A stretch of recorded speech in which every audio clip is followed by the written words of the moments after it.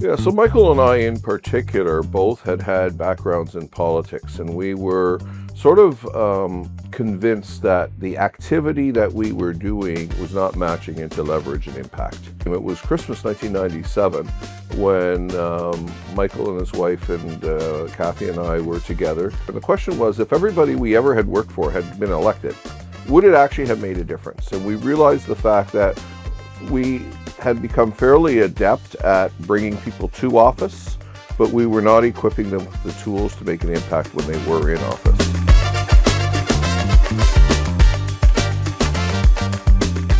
How do you actually take real practical public policy efforts and make some progress there? How do you take larger kind of cultural efforts and make some progress there? And the institution, the kind of organization and platform that best suited that structure was the think tank. We're going to play in that middle space where you had to have academic credibility, where you had to be engaged in the day-to-day kind of issues of public life, but where you could kind of infuse an intellectual tradition and you could think in the longer term. Think tanks are fundamentally about offering solutions to problems that our society is facing. And so the way we do that is by doing research. Research is based on asking a question that we don't know the answer to, or we don't fully know the answer to, or others have answered the question a certain way, but we want to test that and see, does that really conform to reality? So you either pose a question or you identify a problem in society and then you seek to find possible solutions to that problem. And that's at the core of Cardus.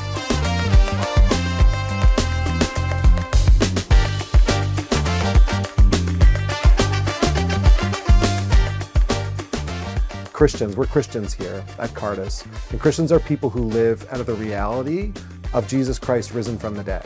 We're simply trying to understand the world, understand the material that we have in our world, the data, the people, the social context, the changing nature of our culture, developing technology. And we're trying to say, well, how do people who are motivated by that resurrection hope, how would they shape society in such a way that it would reflect that hope, reflect that imagination? Jesus was frequently presented with sort of no-win situations. If you think about the woman who was caught in adultery, if you think about his disciples who were saying, should we pay taxes? He's presented with these sort of situations that you just couldn't win. You couldn't give a good answer. And because of who he was, and because of the way that that was able to really shock and surprise people, he was able to give these creative answers that people weren't anticipating. And that is really what I think Cardus is trying to tap into in a faithful way, but in a way that also obviously really meets the needs of our society today. When I first started in 2011, people were a lot less open to the fact that it was coming from a place of religious commitment. There's an openness now to saying, wait a minute, we should be thinking about these deeper questions. You think about questions of identity. What does it mean to be Canadian? Questions of life. What does it mean to die? What does it mean to properly die in this country?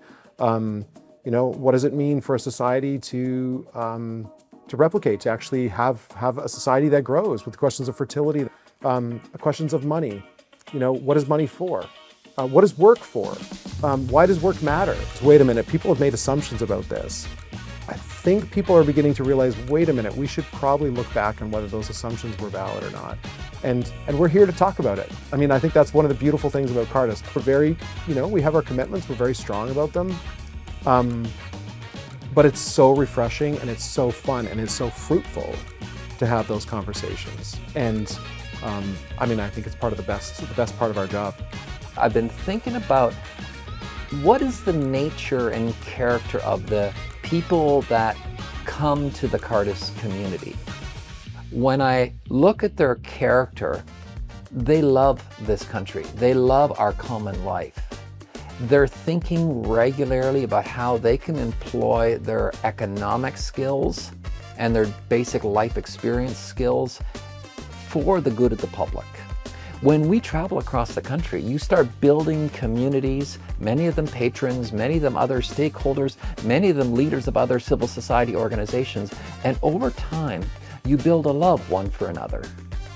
And you realize that you're traveling the same road together.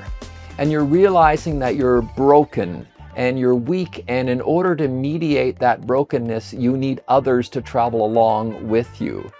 This is a gift, just simply a gift.